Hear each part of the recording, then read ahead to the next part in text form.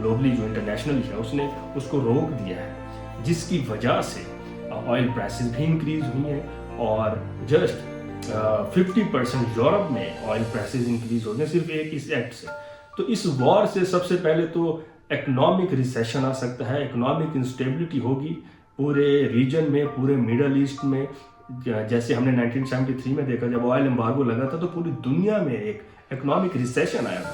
तो ये economic recession फिर से हो सकता है जब आप ऑयल की ट्रांसपोर्टेशन को रोकेंगे। तो हमें लगता है कि ऑयल की वजह से एक इकोनॉमिक इंस्टेबिलिटी होगी, मुल्कों में इंस्टेबिलिटी होगी, मुल्कों में इन्फ्लेशन होगी। तो एक तो इसका ये मसला, एक ये हमें इसका इम्पैक्ट नज़र आता है। दूसरी तरफ अगर हम देखें कि इसके इम्पैक्ट से डेवलपिंग कंट्रीज़ के ऊपर क्या फ़र्क पड़ेगा। जैसे कि अगर हम पाकिस्तान की बात करें, Pakistan import 70% of its oil from gulf middle east, Saudi Arabia से।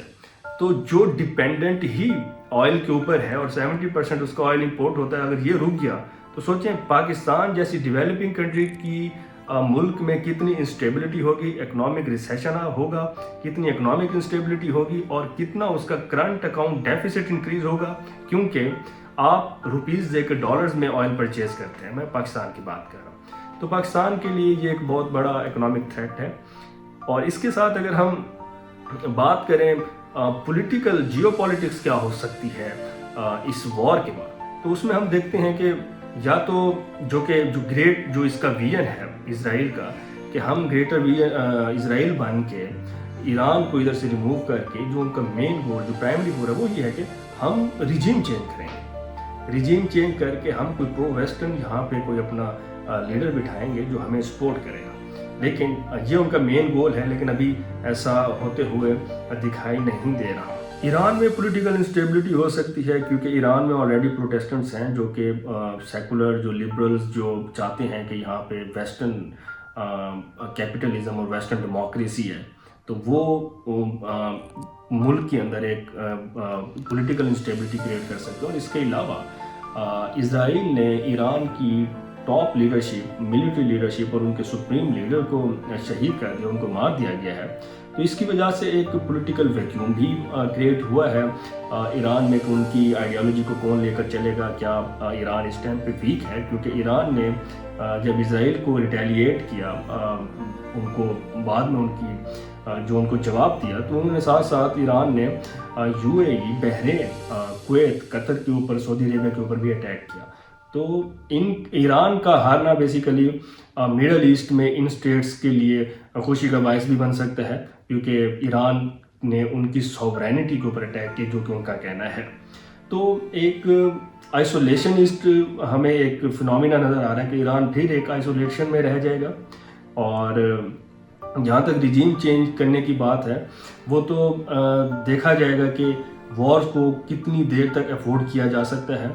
इजराइल इसको 4 हफ्ते, 5 हफ्ते, 6 हफ्ते तक लेके जाता है। क्या यूएसए सपोर्ट करता रहेगा, और क्या ईरान के पास इतनी कैपेबिलिटीज़ हैं कि वो अपनी एक डिफेंसिव अप्रोच यूज़ करके अपने आप को डिफेंड करता रहेगा।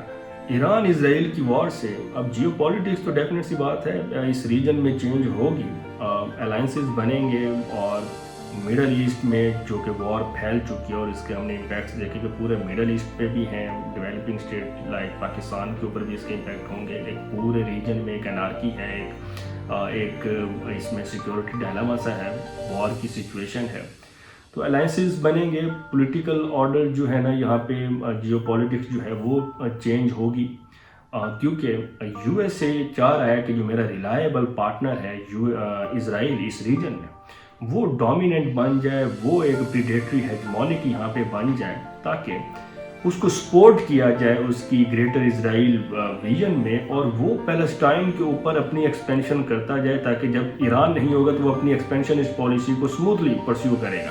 तो यूएसए तो उसको इसलिए बैक कर रहा है, और इजराइल का भी यही गोल है, प्राइमरी गोल जो यही है। लेकिन हेडलाइन में तो दिखाया जा रहा है न्यूक्लियर प्रोलिफरेशन, न्यूक्लियर की बातें की जा रही हैं हेडलाइन में, लेकिन बात कहीं ना कहीं एनर्जी की है। और अगर हम यूएसए की जो किडनैपिंग है, जो इन्वेजन है वेनेजुएला में, तो उसको अगर आज हम देखें تو یہ ہمیں لگتا ہے کہ یہ پہلے سے کہیں پلان کیا جا رہا تھا کہ اگر ایران گلوبلی کوئی اسٹریٹ آف ہارموز کو روکتا ہے یا انرجی کی کوئی ڈسرپشن ہوتی ہے تو میں آلریڈی وینزویلا سے اپنے آپ کو سیکیور کر لوں گا.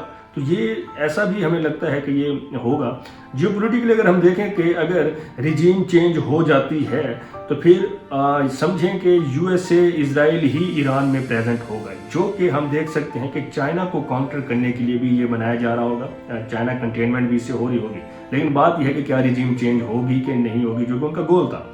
تو ہمیں پاکستان جیسے اسٹیٹ کو یہاں پہ کیا کرنا چاہیے, پاکستان کو چاہیے کہ وہ اپنے رشیا اور چائنا کے ساتھ اپنے تعلقات کو بہتر کرے, اپنی فارن پالیسی کو بہتر کرے, اپنی اکنامک ڈپینڈنس یا اکنامک انٹیگریشن ان کے ساتھ کرے, اور میزائلز یا نیوکلیر کیپیبلٹیز جو ہے اس کے اوپر رشیا اور چائنا کے ساتھ اس کو اپنے تعلقات کو بہتر کرنا چاہیے, کیونکہ ہمیں ایک الائنس اسرائیل اور انڈیا بھی نظر آ رہا ہے, یو ایس اے تو آلریڈی ان کے ساتھ ہے. تو اس سچویشن کو دیکھتے ہوئے پاکستان کو اس طرح کی اپنی فارن پالیسی بھی چوز کرنی چاہیے. Thank you very much.